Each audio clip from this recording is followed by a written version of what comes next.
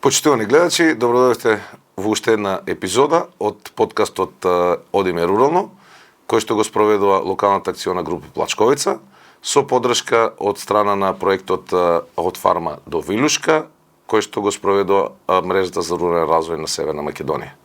И вечерва ќе разговараме на теми поврзани со руралниот развој, производството на храна и креирање на политики за рурален развој.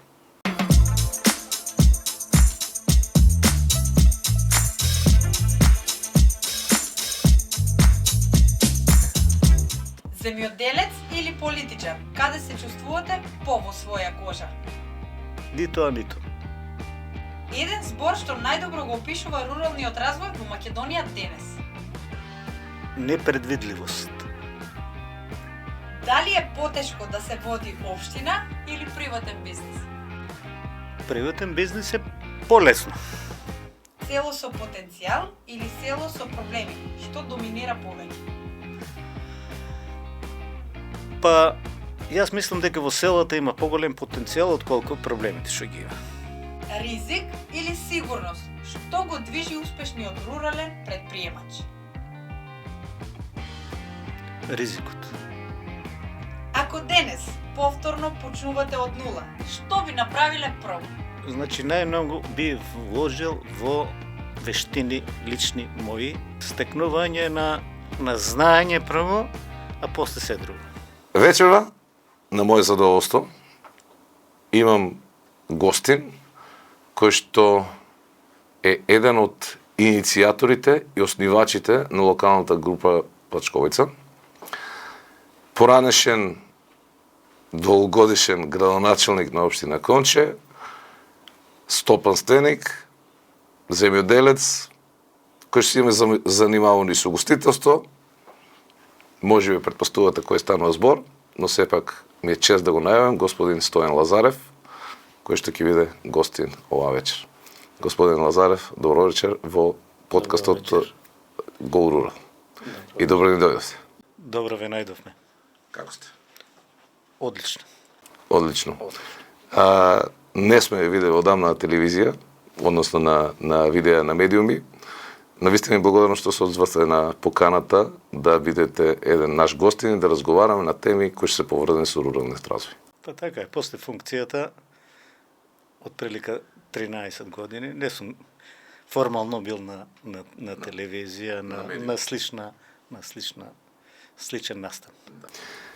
Би сакал да го почнеме, многу мислев како да го почнеме разговорот, бидејќи со вас знам дека има доста теми на кои што можеме да разговараме. Вашето искуство, и како што кажав, и градоначалник, па и во приватниот сектор, па и државниот сектор, државните институции, административниот сектор, имате богато искуство. Јас би почнал малку поназад од формирањето на ЛАК Плачковица. Вие сте еден од главните иницијатори и, како да кажам, поттикнувачи кој што инсистираше да се формира локалната акциона група Плачковица. Зошто? Па, овака сега, значи, пред да се формира ЛАК Плачковица, по некои процеси учествував и во формирањето, односно воспоставувањето на процесите за формирање на локалните акциони групи. Значи, преку учествував во комисијата. И лично сметав дека треба да се започне со тој процес заедно и со вас, па и сите околу мене што беа, некој тоа не го ни гледаа во тој момент како форма на здружување и на лицата, и на земјоделците, и на стопанствениците, и на јавните институции. Значи, тоа беше една форма и е една форма каде што сите чинители во заедниците треба да делуваат. И од тие причини, тогаш на почетокот, не знам дали бев при крајот на мандатот или завршен мандат, меѓутоа секавате и вие, заедно учествувавме во сите тие процеси, започнувајќи од безброј работилници што ги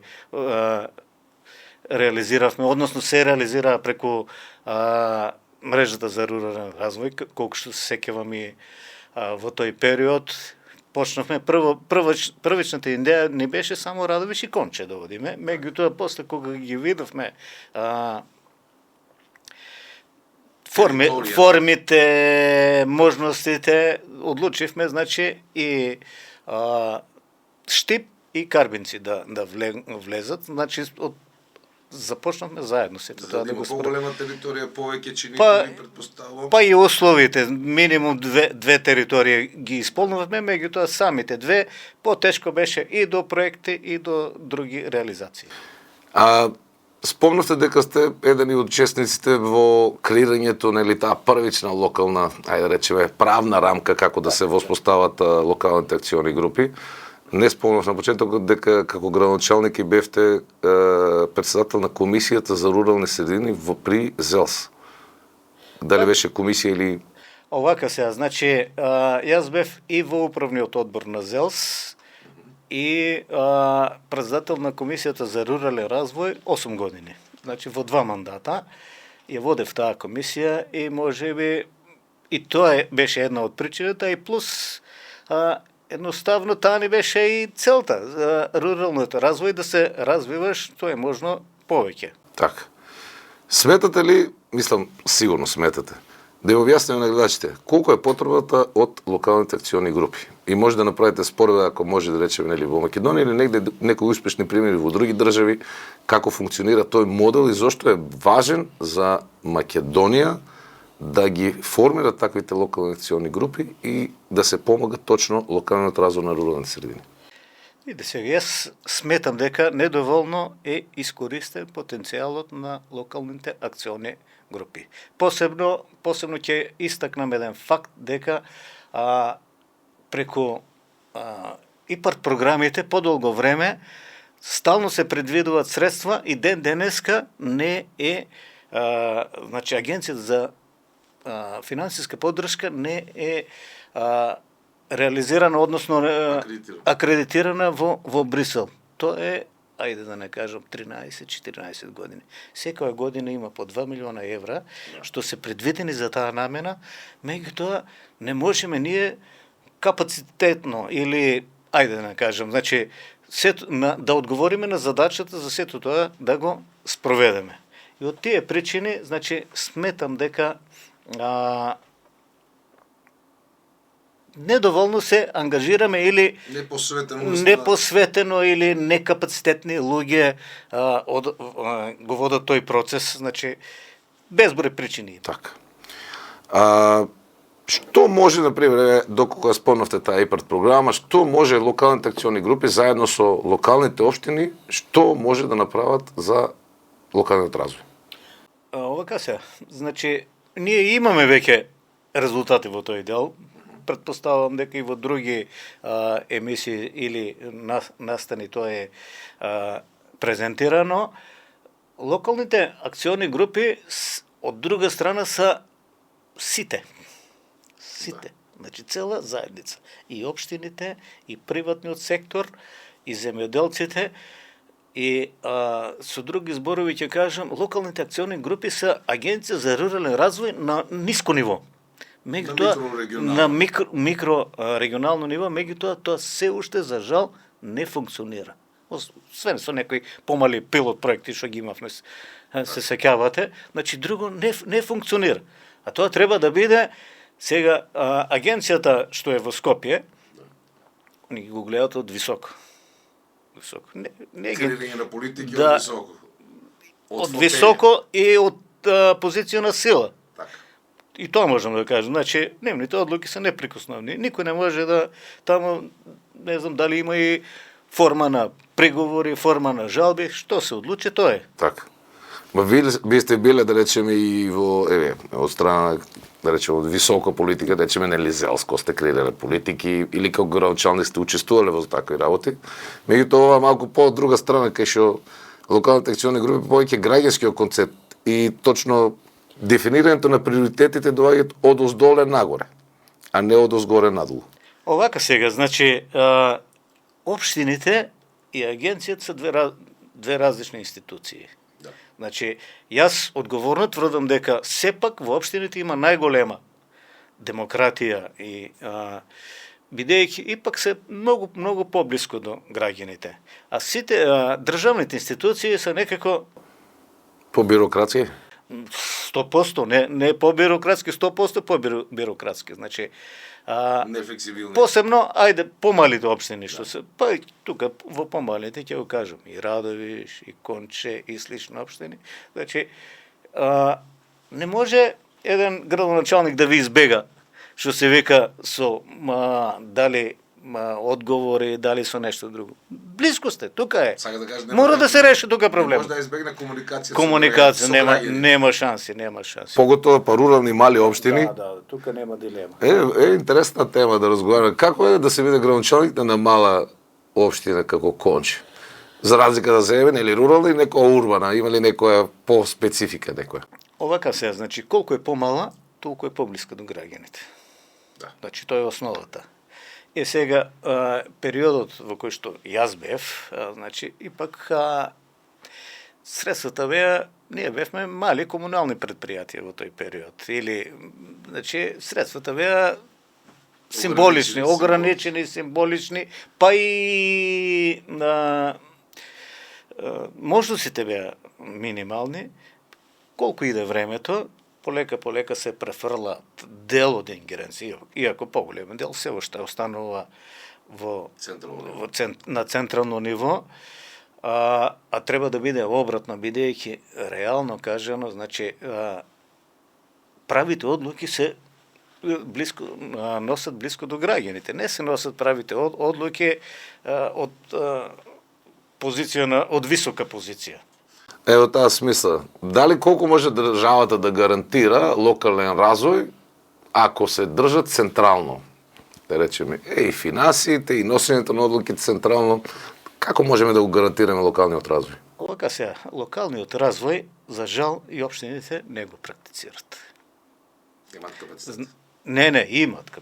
Колку толку имат. Значи, погрешно се подразбира локалниот развој во општините, се што прави државата, дали субвенции на проекти, дали субвенции на потенцијални нови бизнеси, истото право го има и општината. Така. Јас до сега не сум слушнал ниедна, јас размислов во тој период да ви кажам, ама немавме пари. Немавме средства. Не сум слушнал ниедна општина да поттикне едно предпријатие да го еден нов бизнис да покрене во својот дел, да кажем. Смее ли општината? Смее, како не смее. Има ли законско ограничување некакви за тоа? Нема ограничување. Само транспарентна постапка, нема ограничување. Како ние, јас работам во агенција за вработување, после мојата функција. Како ние имаме право да потикнуваме 10.000 евра на еден нов бизнис за млад предприемач да дадеме, а општината да нема?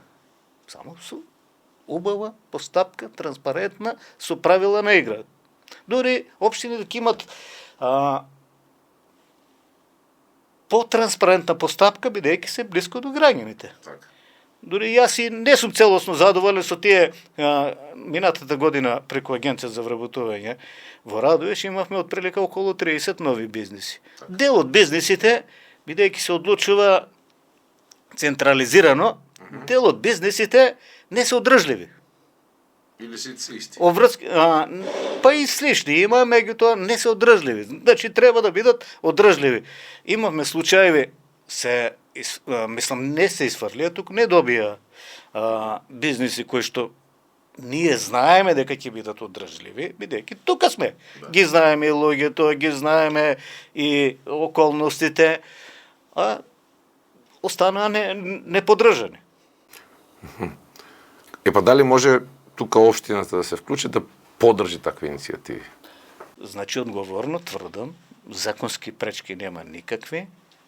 Напротив, мислам дека едно од главните двигатели на локалниот, тоа е локален економски развој. Значи да создадеш нов субјект у твојата општина. И да вработиш. И да вработиш, обврска мора да има, значи мора да има и обврски и права. Тука Ако сакаме економски развој, ако сакаме локално. Да, така е. Тоа што фале, тоа што Има ли доволно програми за руралните подрачја, односно руралните населени места, да може да ги користат ваката подршка? Овака сега, значи, делом сум запознат и со таа проблематика.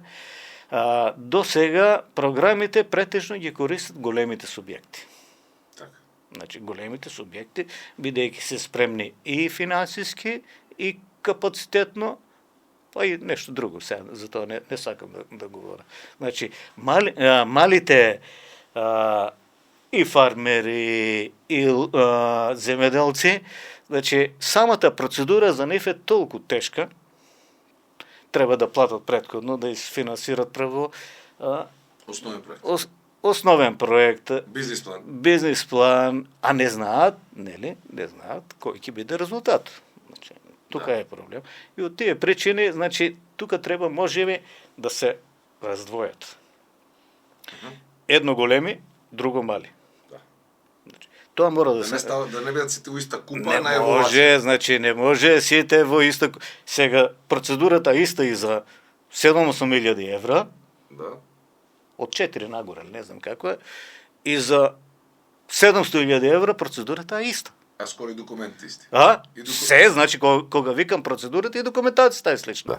Да. И сега некој фармер од некоја село, ако сака да аплицира, не може тој да плати нити консултанти, да му изготват апликација, тоа ќе биде Па дополнителни. не ни знаат луѓето, да се разбереме, не ни знаат. А тука треба најмногу да се помага на луѓето, значи да се поттикнат, да се мотивират. Кај нас има обратна постапка, значи гледаме некако как да ги пресечеме, да ги Да казваме. ги демотивираме. Да ги демотивираме, така. И да ги казваме, едноставно така е.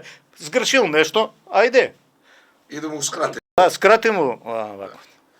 Еве сега знам има голема полемика посебно околу програмите за рурален развој, еве се средствата кои ќе се достапни, околу субвенциите, знам за земјоделците, производството на храна. Ваши размислувања околу тоа? Дали субвенциите и колку можат субвенции да го помогнат локалниот развој во руралните средини? Па овака сега, субвенциите може би помагат, може би одмагат. Значи, уште еднаш ќе кажам, значи треба да се усмерени и мотивирачки да бидат. Не може да бидат субвенциите исти, да кажеме, у некое запустено место и до Близко до до урбаната средина. Сега еден диспаритет ќе кажам. Значи, Струга и Охрид влегуваат и сите тие што се на повисоки места влегуваат во рурални средини. Така. Охрид градот не е, ама Целата околу територија, териториите и Струга градот не е, меѓутоа сите други територии влегуваат заради тоа што има еден критериум, века надморска висина. Сега, што е тој критериум? Надморска висина. Да. Значи, тука треба да се гледа, значи други критериуми. Се на општина Конча, да речеме, Не, Конче е Пониско. испод таа. Значи Конче не влегува. Во нашата општина во Конче влегува само Горни Липовиќ, во Радови влегуваат Шипковица и неколку други населени. Значи, Остали може да Козба, Козба горе. по тој дел не влегуваат како и автоматски поголеми поени или помали поени. Помали поени се добива. Значи тука треба иселеност да се земе. Да. Пристап. Инфраструктура локална. локална. Има, нема. Значи, Да. и најмногу треба да се работи на руралната инфраструктура. Рурална, значи Прво мора да му возведеме пристап. пристап. Ние вода немаме. Како земјоделие ќе развиваш кога нема И производство на храна. еве сега минатата година добар дел од луѓето во Родовишко поле беа ускратени со можноста да произведуваат. Зошто? Тоа што немаше хидросистема. Значи Мантово немаше доволни количини на вода. Сега кога сме кај Мантово е направено. Сега оваа година има подигнато нивото околу 4 метра. Меѓутоа фалат уште 11,5 метри за да се наполне. Значи, да се наполни. Сите езера во Македонија се полни, Мантово не е полно. Што е проблемот?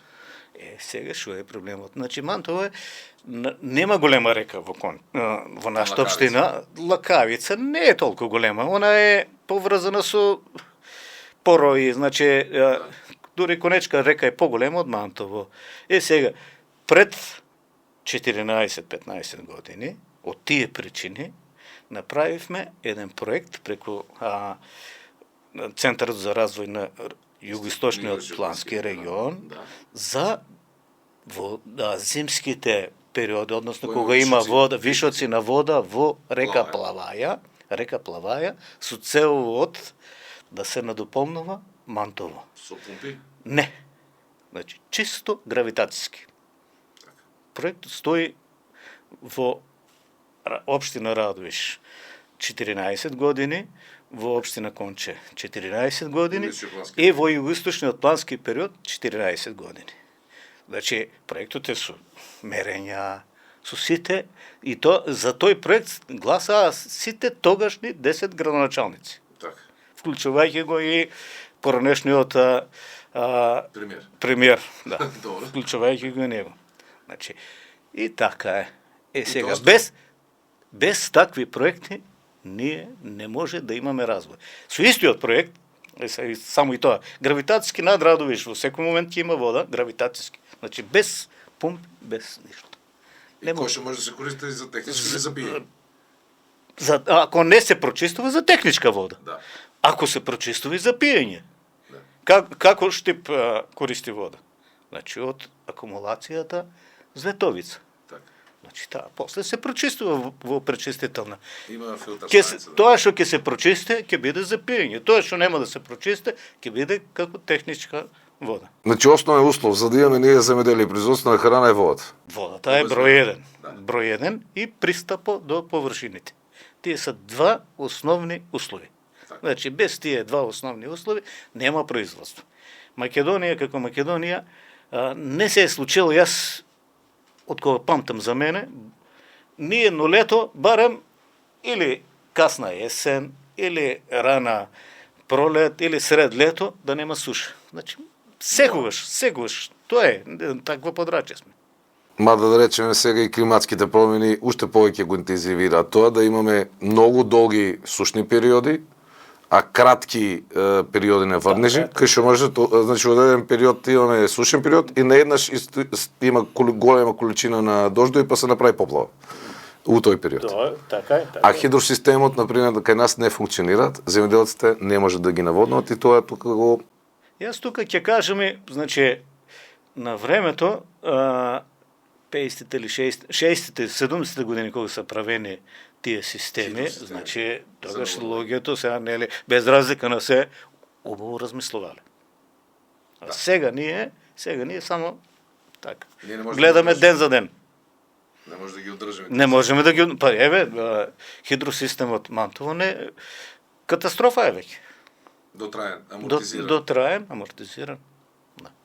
И тоа не може да гарантира нели производство. Добро, каде тука може да речеме да се вклучи, што треба да се направи? Што треба да се направи? Значи, пари. Прво, не е се до парите, да се разбере. Не е се до пари. Парите некогаш се трошат за непотребни работи. Значи, не е баш така.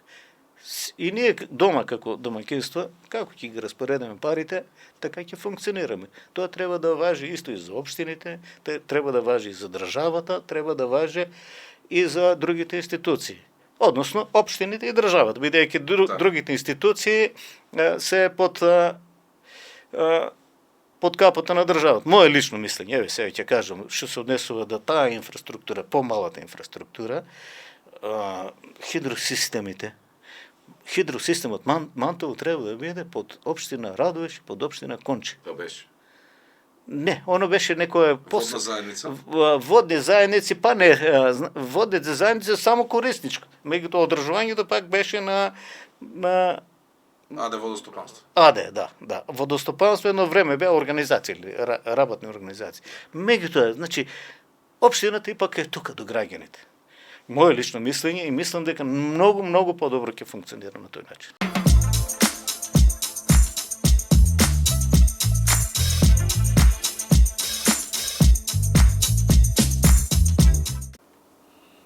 како можеме да, не знам дали да спречиме, но да намалиме миграцијата од руралните места? Нели, на почетока спомнавме за поттикнување. Така. Значи, имаме поттикнување, имаме инфраструктура, посебно таа што е патната инфраструктура и водната инфраструктура. Колку толку интернет, имаме веќе други. Електриката исто, електричните мрежи не се сека, значи сериозен проблем се. Или има, или нема. Значи, нека да се слаби, да интернетот треба да биде максимално пристапен на сите. Мислам, низ цела територија, да.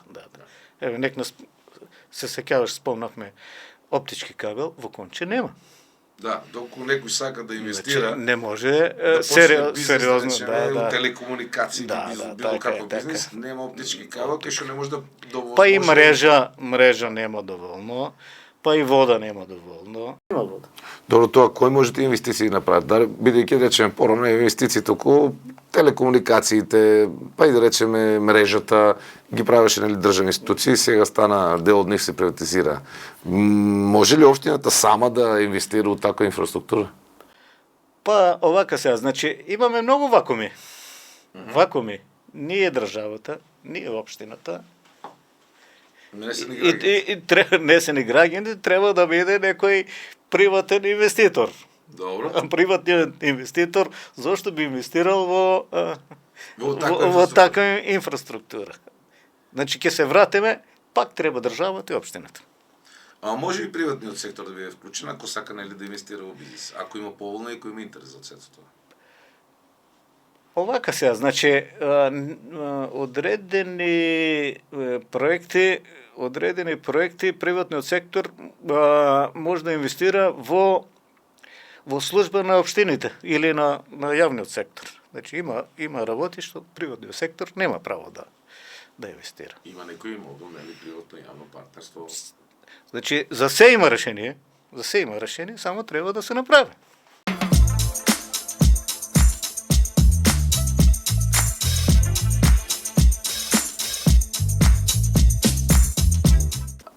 Ај се малку да збориме на друга тема. Потенцијалот на туризмот, храната и дали имат руралните места можност, мислам, да го искористат тој потенцијал и да генерираат економски придобивки. Значи потенцијал да. Добро. Потенцијал да, меѓутоа пак е се поврзано со другите активности, претходно што ги разговаравме. Значи инфраструктура.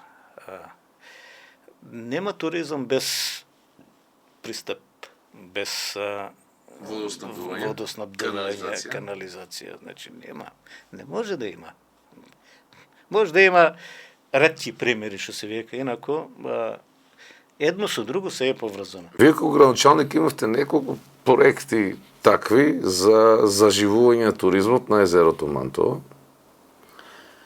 Дали профункционираат тие? Значи, патот што е покрај Мантово, па и населбата, иако еве ќе кажам дека направи неколку, нели, во делот на планирањето на населбата, оставивме се на урбанистите, меѓутоа мислам дека има одредени несоодветности. Патот тогаш е направен за мојот, меѓутоа после тоа нема. Не може да има туризам кога нема водоснабдување на вода за пиење нема канализација, не може да има туризам, да се разбере. Езерото исто празно. Да. Значи кој е полно, Мантово е милина да го гледаш, да седеш таму, значи да го гледаш. Значи мора да биде полно и за туризам да има, и за земеделие да има, и се да има. 5-10 милиони годишно да влегуваат и да излегуваат. Мантово е 45 милиони кубици, значи 10 милиона, со 10 милиона се целата ситуација решава, 10 милиона, значи со дополнување и правилно користење, да се разбере. Преку лето така течат без веза, се користи водата. Тоа го кажеме, дека значи, хидросистемот е недоволен. Мора да има Контрол. Мерење. Да. Без мерење нема ништо. Значи, јас ако ти дадам дури нека биде символична цена, меѓутоа мора да има мерење. Мора да Може ли, мислам, селото да понуди храна за туристи? Каде што ќе дојде турист, ќе оземе конче, ќе оземе карбинци, ќе оземе шипковица, да дојде гостин, да биде удостоен, соодветно нели сместен, соодветно нахранен и да замине задоволен. Овака се, значи, има услови кај луѓето, меѓутоа не е тоа испланирано. Дури имаме обратна ситуација. И во селото купуваат производи што се од марките. од маркетите. Да. Што е тоа, некој тренд, некоја мода? Па не знам дали е тренд, дали е мода. Меѓутоа, јас многу пати го кажувам, примеру, ќе го продаде или нема своја кокошка или младо пиле, ќе иде од маркетот, ќе земе копани, увезени од Америка или не битно, или од Бразил, не е битно од каде. Јас тоа не можам да го разберам, да ви кажам реално. Не можам да го разберам. Баш тоа, дали е некоја мода, некој тренд, некој синдромни... Па полесно е. Полесно е. Полесно е. Полесно да да го купиш од супермаркет. Да. Сега, значи, имате, посебно, за конче ќе кажам, тутунари се луѓето. Кога е тутунопроизводството, они си размислуваат, ништо друго не ги интересира, бидејќи стануваат во 2 сата, 3 сата на сабаље, немат време. И така е полесно. Сите ние функционираме на принцип на помал отпор, односно комодитет. А иако има потенцијал да произведат и месо, да произведат и храна, и јајца, и млеко, за жал, се помалку и помалку се тоа. Сега почна еден процес, гледам јас, тука во Родовишко има повеќе јајца и производство на јајца. Јас стално купувам такви, да ви кажам реално. 13, 14, 15 денари купувам си такви и има веќе такви луѓе, ама кај нас не. У конче да речеме и таму не. Не. Или минимум. Сега не можам да кажам дека кај никој нема, меѓутоа е минимално.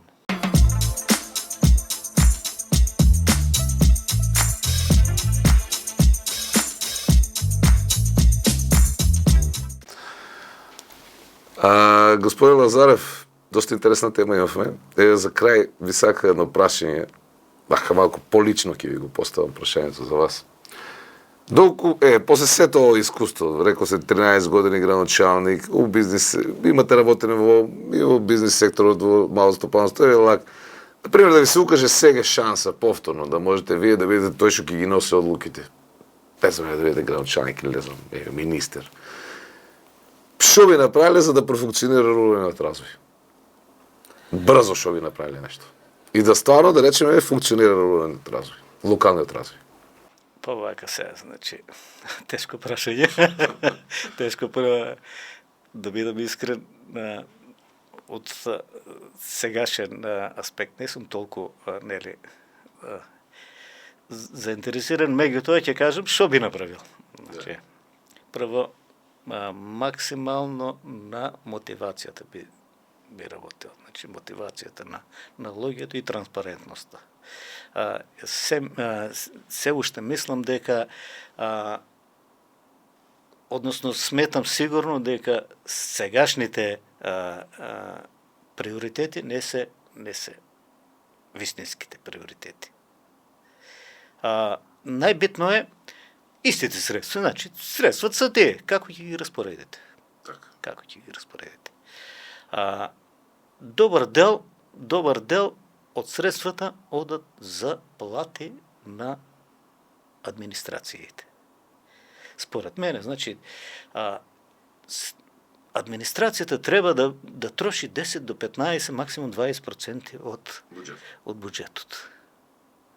Ако една администрација троши 40%, 35% или непродуктивни средства, непродуктивни проекти.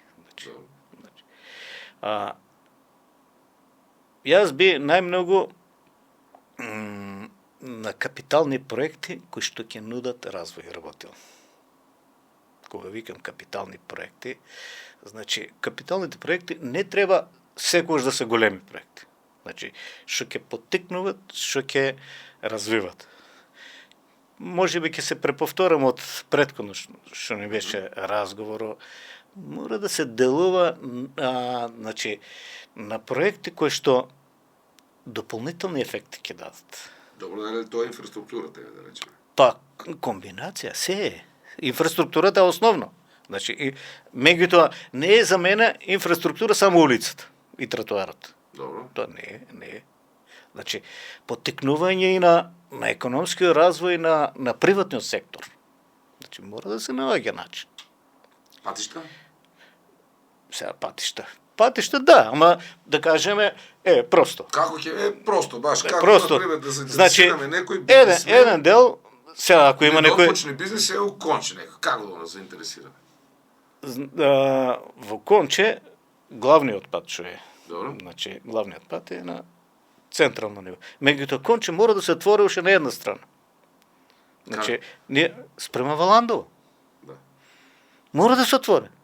Значи, Ова се заговара година. Има патишта. Ама година. Значи, постоечки пат, луѓето оделе од Конче за Валандово. Има историски патишта, Да. таму била историска патека, да речеме уште у античко време. Да. Сега јас не викам дека тоа треба да се направи за еден мандат, ама не е направено. Еве, сега ќе ви кажам еден конкретен пример. Кога го почнев патот покрај Мантова, Да.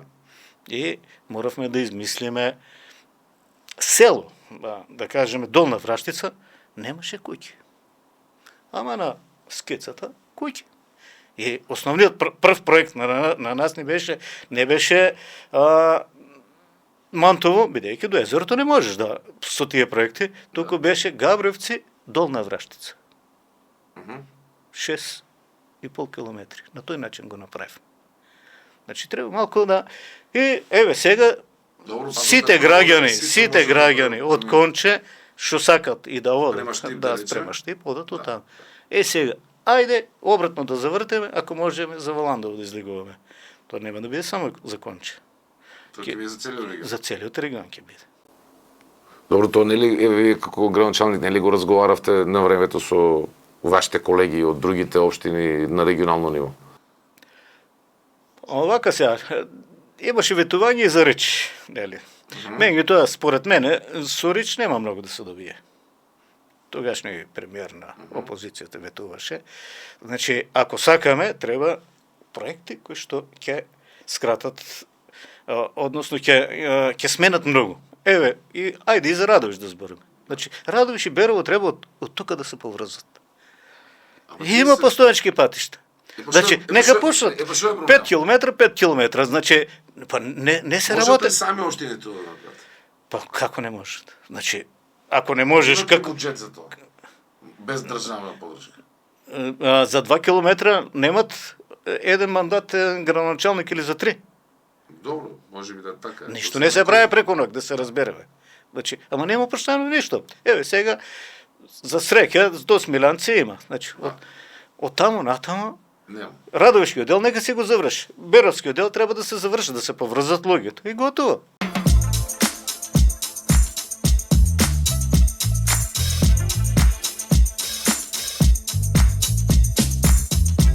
Благодарам на одвоеното време.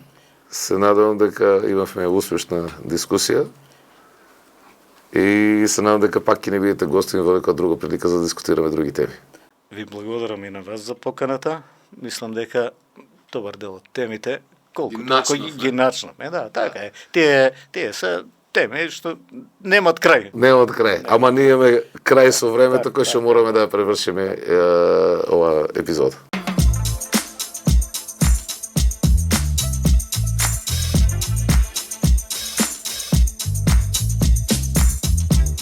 Почитувани гледачи, руралниот и локалниот развој не е само, да речеме, планирање планови и програми и стратегии, туку треба действување иницијативи директно на локално ниво. Ако сакаме да имаме и локален развој, треба да имаме и добри регионални политики, треба да имаме добра соработка помеѓу сите чинители. Ова го тоа е главниот заклучок, го потенцираше господинот Лазарев со неговото искуство и јас го делам неговото мислење, и доколку сакаме навистина да имаме добар рурален развој, мораме да ја потикнеме соработката помеѓу сите чинители. Од локално ниво до регионално ниво и до национално ниво. Пријатна вечер, се гледаме во следната епизода на Go Rural.